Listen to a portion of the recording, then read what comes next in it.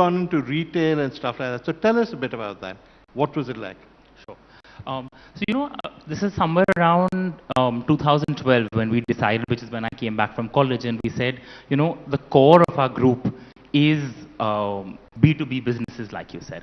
And we said that when we look at the next 20 years, we want to redefine what RPSG is and create it to be one of India's, if not India's leading, one of the leading consumer conglomerates in the country, and then globally as well.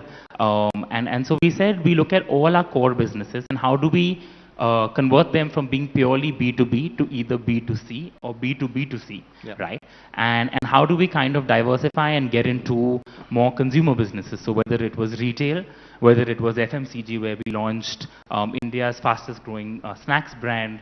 We've even launched a few personal care brands as well, an Ayurveda brand, to looking at the expansion into media and into sports as well. But, I mean, I use the term Marwadi hesitantly, but to launch for a Marwadi company, to launch the best-selling snacks, fastest-growing snacks brand, it's pretty historic, right? It's never been done before. I mean, I don't think it matters which sector community you come from. It really is about the business mind that you have and what you want to create with what you have. So do you think, therefore, though I know you said it doesn't matter, that many of the other old Calcutta families who were in business are now moving with the times?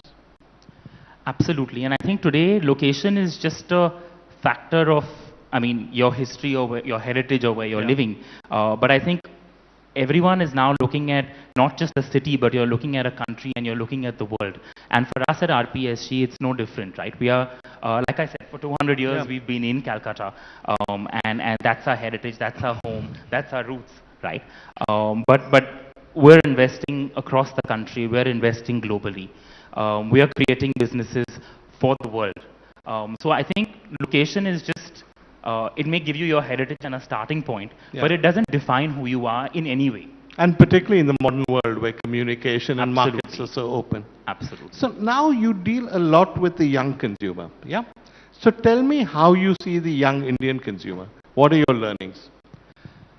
So, something very interesting about the Indian consumer, and this is from all I, experience in retail that I say this, is the Indian consumer is unlike any other consumer anywhere in the world, right?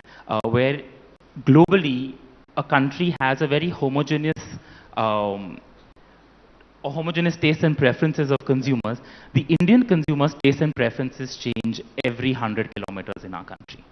And when you look at it, we're not one country. We're many states, many countries, and even within states and cities, like I said, every 100 kilometers, there is a new dialect that people speak. There are different food preferences, for example, that people have. There are different consumption habits, right? And I think that's what makes the uniqueness of India. And when I look at the young Indian consumer, and I think today 70% of India is under the age of 35, and they are going to be that next consuming class in a way, right? And I think when you really look at them, the original concepts that we used to back in the 90s, at least when I was growing up, initially you get into savings, then you get into, you'll buy yourself a car, you'll buy yourself a house, you look at all of that. I think that whole approach has changed now, where consumers today want a lot more instant gratification, and there is, the aspirational levels of consumers have risen a lot, and they are willing to spend that extra amount to kind of live that aspiration today versus saving it up for a aspirational future.